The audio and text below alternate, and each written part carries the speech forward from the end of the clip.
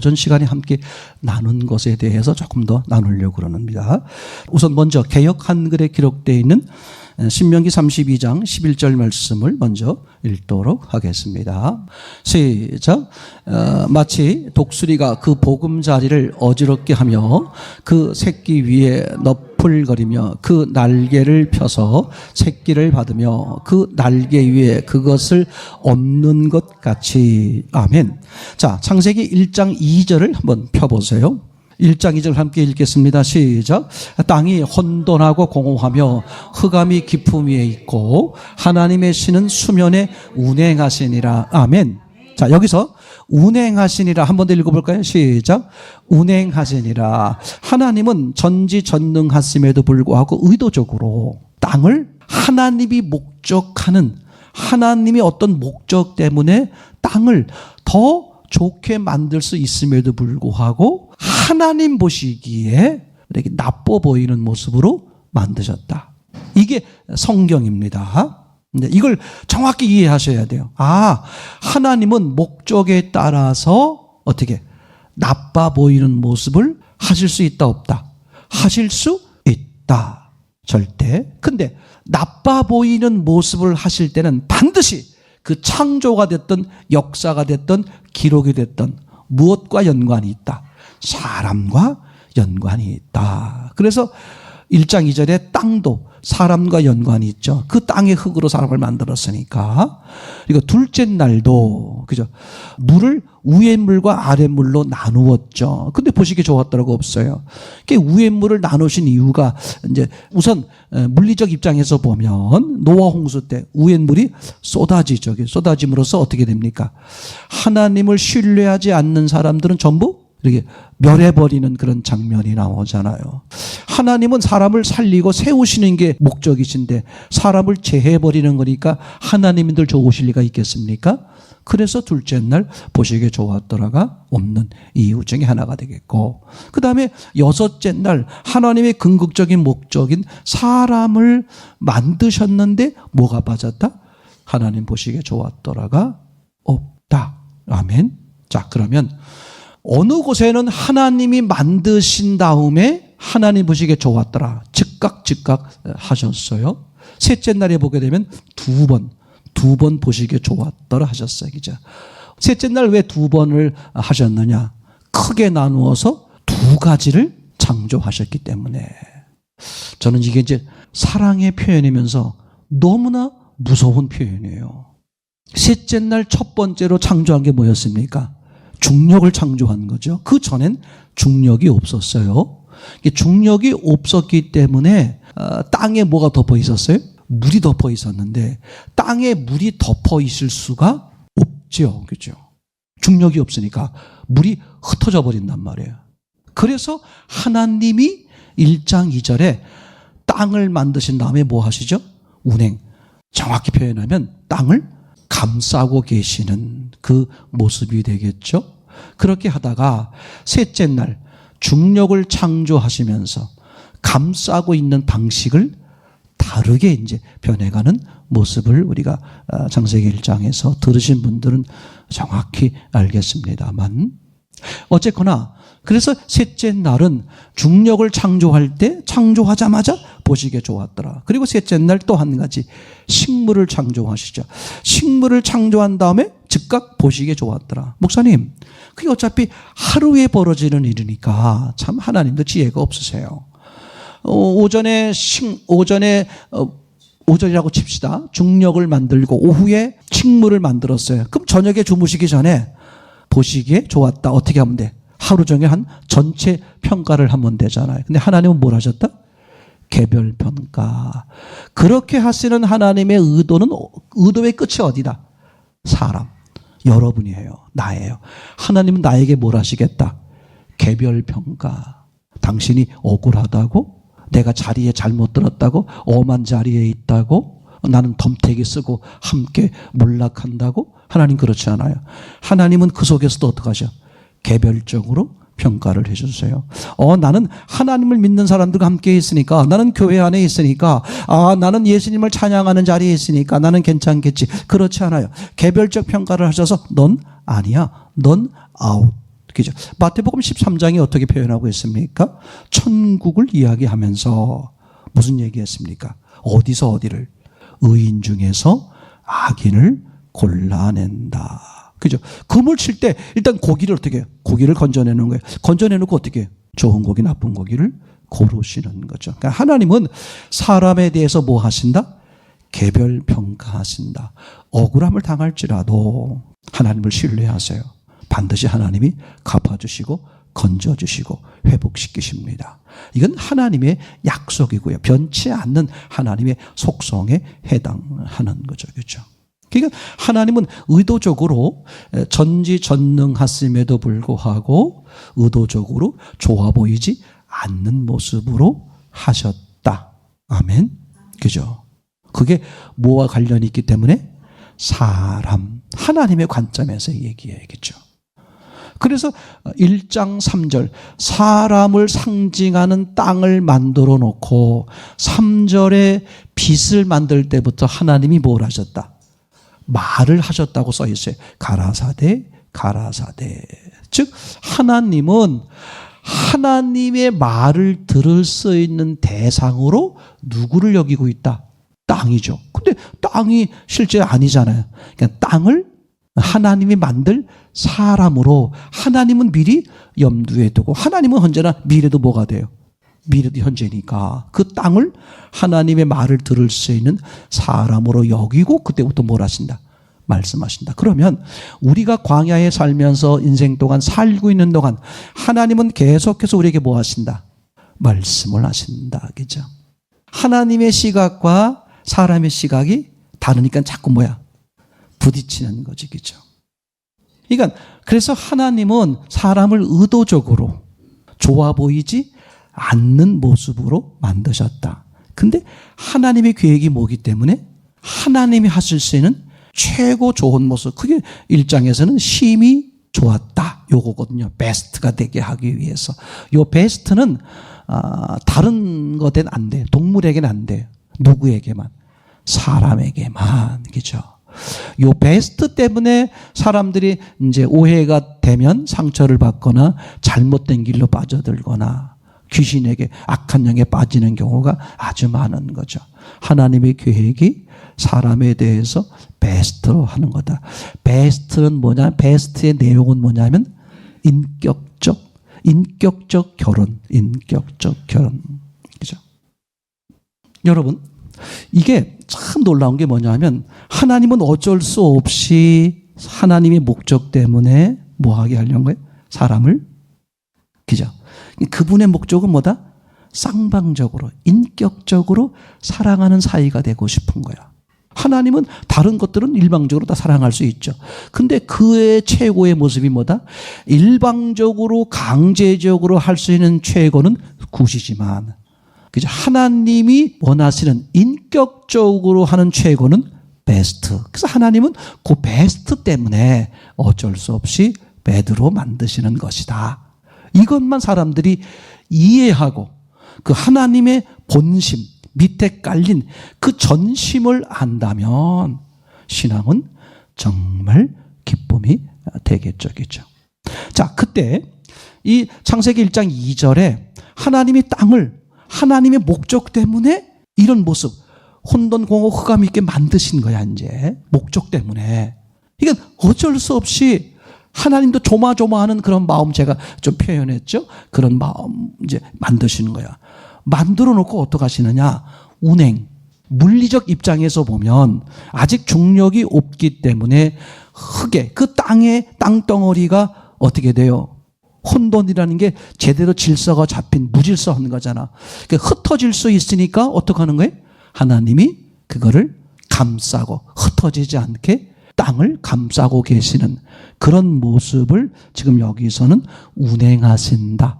이렇게 라크 이런 뭐라고 그런 원어가 그렇다고 그러는데 저도 잘 모르겠어요. 또 중요한 건 내용은 뭐냐 하면 하나님이 어쩔 수 없이 목적 때문에 나빠 보이는 모습으로 만들었지만 어떻게? 그게 사람, 이쪽 저쪽을 자유롭게 할 수 있는 사람 입장이 있으니까 그 사람을 최소한의 보호하는 방식, 그 땅을 보호하는 방식으로 표현하고 있는 게 운행이란 단어가 된다.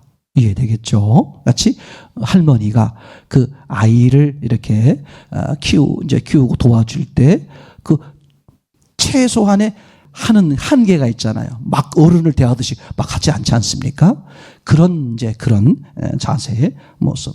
이때 이 운행이라는 것이 물리적으로는 땅, 물 이런 것들이 흩어지지 않도록 하신다는 의미가 되고, 사람이라는 영적인 입장에서 보면 하나님을 모르는 사람일지라도 하나님이 최소한의 뭘 하신다?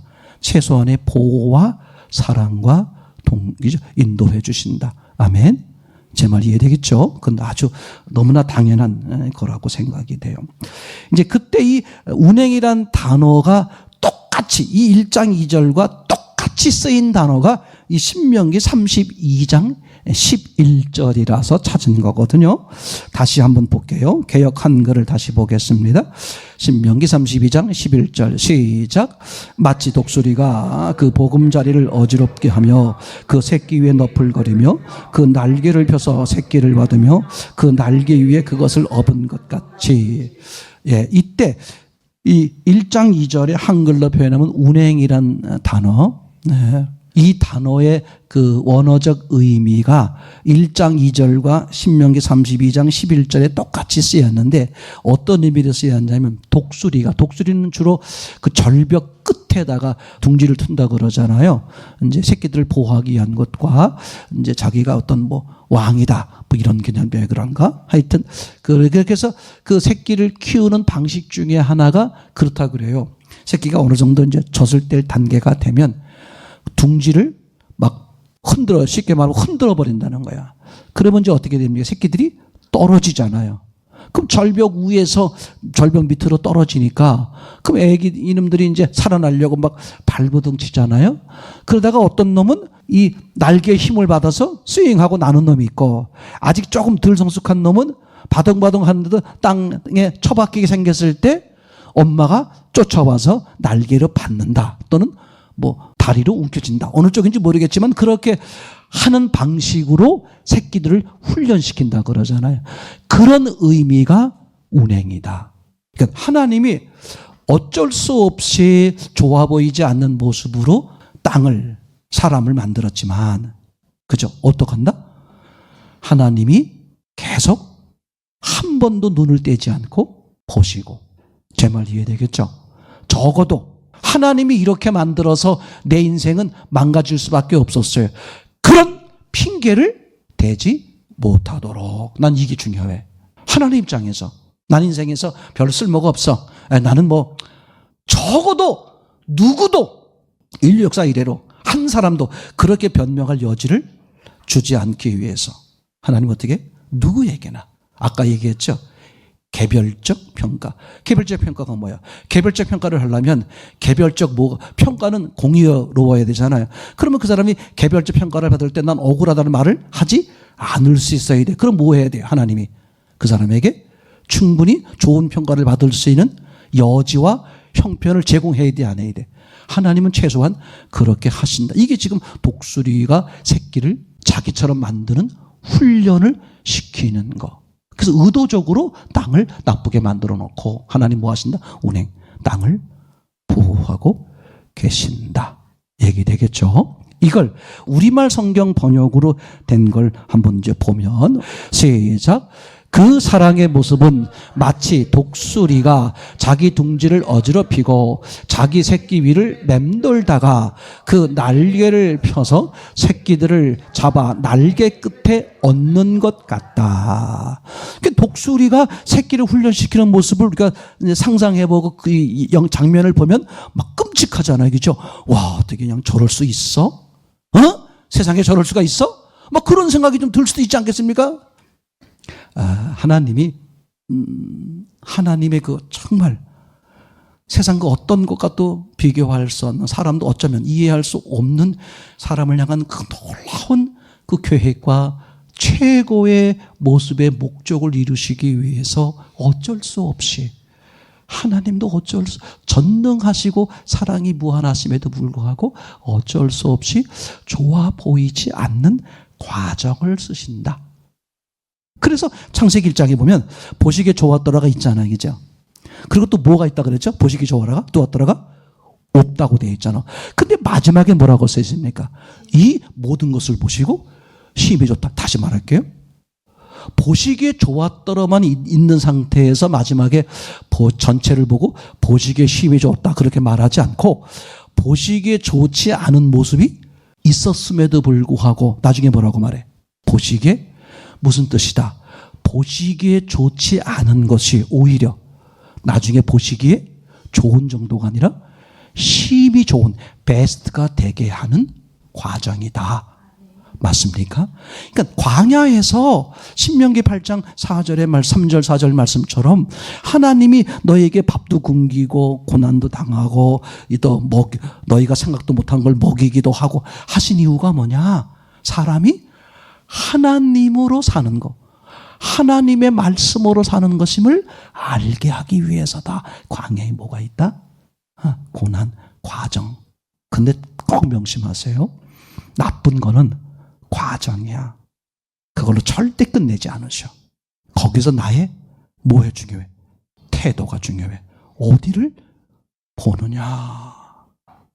죄송한 표현 쓰는데 젊은 친구들, 어린 친구들 잘 들어봐. 뉴스에 보면 이런 거 보면 자살 그런 거 많이 나오잖아요. 우리나라가 이렇게 잘 사는 나라 중에 자살률이 최고 높아요. 왜냐하면 한국 사람들은 일해서 죽는 경우가 제가 혼자 생각해 봤어. 왜 그럴까? 아니, 전 세계적으로 한류가 막 펼쳐져 가지고 막 한류를 한국 사람이 되고 싶고 한국 사람 만나면 막 밥도 그냥 주고 막 그런다는데 야, 그걸 좋아하는데 자살률이 왜 높을까? 제가 혼자 생각해 봤는데 이런 것 같아. 빨리빨리. 한국 사람들은 뭐가 자기 생각대로 빨리 안 되면 돌아버려. 그래서 빨리 죽는 것 같아. 에이, 죽어버리자. 아니, 난 진짜야. 그런 것 같아. 좀 느린 사람들은 뭐 그런가 보지 뭐. 그러게요. 그러고 그냥 많은데, 그죠? 열 받으려고 그래도 워낙 늦으니까 그 열이 막 한 10시간 넘어서 나는 열은 식거든. 근데 이건 급속히 열이 나가지고 견딜 수 없어. 이건 30분만 지나면 다른 세계를 가야 되는데 이게 막 내가 뒤처진 것 같아. 견딜 수 없어. 그래가지고 에이, 죽어버려. 이거 하셔야 돼요. 지금 상황이 안 좋은 거야. 배드니까 지금 막 화를 내고 짜증내고 그런 거 하잖아요. 그럼 사람들, 자살하는 사람의 심리가 뭔지 알아요? 요 배드를 피하고 싶어서. 왜? 죽으면? 근데 뭐가 기다려? 어제가 기다려. 그죠? 더 나쁜 상황. 절대 명심하셔야 돼. 절대. 이건 어떤 경우도 하나님 그러신 분 아니에요. 그죠? 배드에서 하나님을 바라보면 집안 환경이 다 다를 수 있어요. 어려운 환경도 있고 물질의 어려움도 있고 그걸요 계속 그 탓만 하고 있으면 그 사람은요 제가 많이 봤어요. 10년 전 그 사건에 매일 매여가지고 맨날 그 얘기하는 거야. 10년 전 내가 그때 그냥 그거 사기만 안 당했으면. 하나님은 어떤 경우도 하나님이 주관하고 계신 사랑에선 어떤 경우도 하나님을 바라보면 쨍하고 해뜰 날 반드시야. 그 원리야 원리. 자기의 어떤 형편과 조건, 좌절, 낙심, 그게 자기 변명 안 돼요. 그런데 난 누가 있다? 하나님, 그죠? 난 근데 하나님이 계셔. 나를 위해서 죽어주시고, 나를 위해서 부활하시고. 그분이 그럼 내 얘기 안 듣겠어요? 제발 입을 열고 나한테 하소연해. 억울한 게 있습니까? 짜증나는 게 있어요? 화가 나나요? 다른 데 하지 마세요. 누구한테? 하나님께 하세요. 어떤 유명하신, 제가 볼 땐 존경하는 아주 저희 리버티 우리 선배 목사님이신데 그분이 그렇게 얘기하셨어. 예수님을 원망하고 짜증내고 화내는 사람은 그래도 구원받은 사람인 것 같다. 그러니까 다른 데 하지 않고 어떻게 하나님 이럴 수 있습니까? 아니야. 그러면 뭐가 보여? 하나님의 해결책이 보여. 다 하나님께 쏟아내서 사람에게 쏟아내면요 너무 신기해. 나는 시원한데 또 상대가 열받잖아. 그럼 피차 지옥 사는 거야. 하나님께 쏟으면 너무 신기해. 이놈의 새끼. 알았어. 내가 이제 엎어버릴게. 하나님 그렇게 안 하셔. 다 들으셔. 그리고 또 그 다음날 와서 그 엘리야입니까? 엘리사도 떡 갖다 주고 다 하고 그 다음날 또 와서 떡 갖다 주고 다 들으셔. 또 하나님 또 한 번 오시고 또 그래. 또 할 얘기 있으면 또 해라. 하다 내가 지쳐 더 이상 할 게 없어. 마음이 편안해져. 그때 하나님이 말씀하셔. 또 올라와. 아주 간단한 거. 신앙은 절대 복잡하지 않아요. 돈 몇 푼에 자기 인생, 자기 영혼을 팔지 마세요, 진짜. 젊은 친구들 있잖아요. 농담 아니에요, 이거요. 어른들이 하시는 말씀이 있어. 뭐 그게 실제 주님이 그렇게 여기시는지는 모르겠지만 교회에서 일하다 교회에서 이렇게 뭐 죽으면 순교다.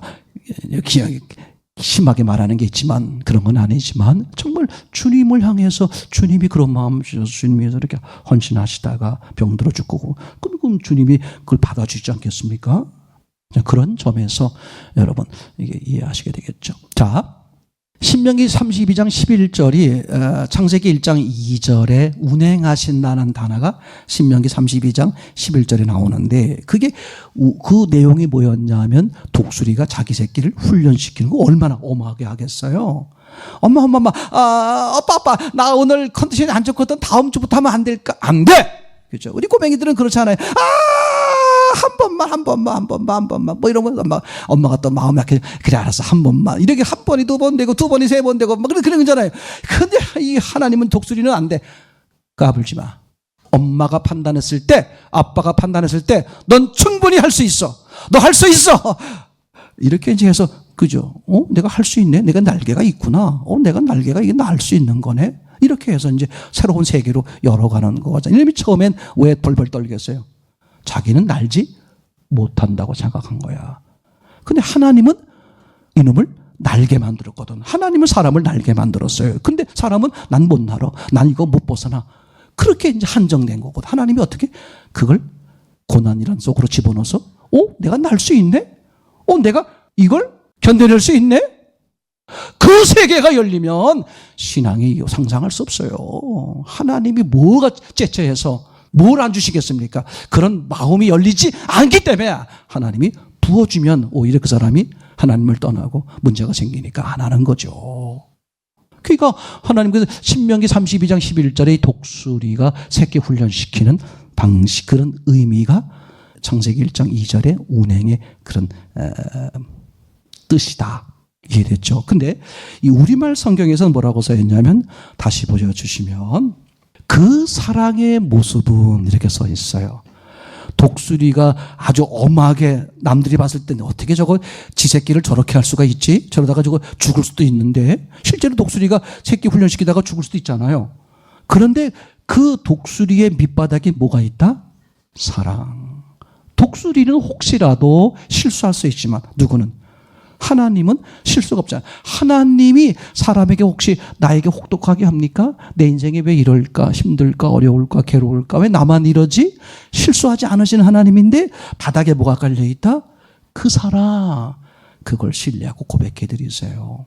당신을 통해서 이루고 싶은 더 놀라운 계획과 은혜가 있는 거죠. 아멘. 아멘. 아멘.